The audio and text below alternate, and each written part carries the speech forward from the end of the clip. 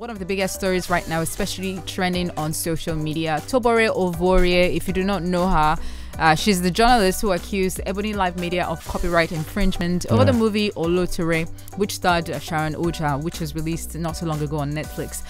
Well, she's yet to react to Ebony Live CEO Mo Abudu's response to those allegations.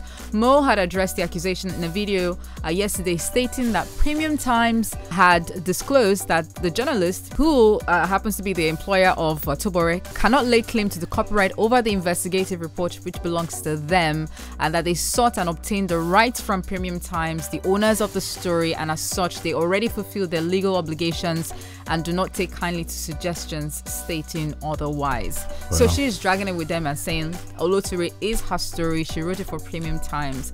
And Ebony Life is saying, look, we got the permission to use the story from Premium Times, hence we don't have any dealings with you. Yeah. So if you have any issue, I guess go to Premium Times. Well, from Mo's angle, you would tell that they were able to do the necessary moves legally. And they said they tried to give us some sort of compensation by saying if the movie got a cinematic release, they will give her 5% of the proceedings to her NGO. Okay. And the movie got released on Netflix instead. Of course, we know last year the pandemic shut down cinemas across Nigeria. So that was where the whole thing began to snowball into what it is right now. And Tobore has gone on different platforms, you know, saying that an injustice has been done to her and it should be rectified. Yeah, well, I think to a large extent, it's her story, all right? It's a story out there.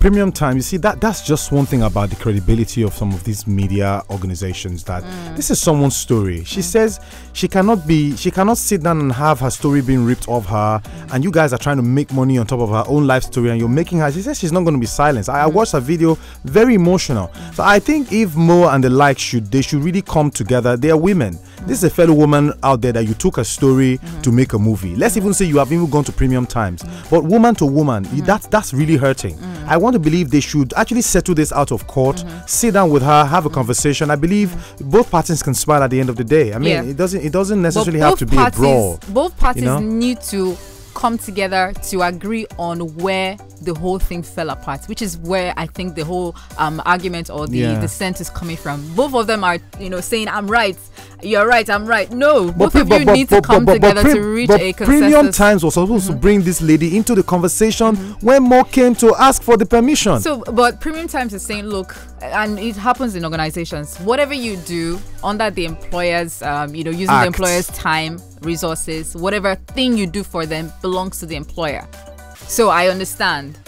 But at the same time, this is someone who went through a harrowing experience to get that story for you. At least a little bit of decency would say, look, Tobore, we're about to use your story. Let me tell you something. Ebony Life wants your story. I know. What do you think? But it just shows the value that they've placed on Tobore, and I think Premium Times needs to do the needful. They need to do the needful. Whether the story is done or not. Legally, everybody's right. Yeah. But morally, on the decency side of it, humanity, just try and do something. Just be human. That's it. Yeah. So what do you think about it? Just let us know in the comment section.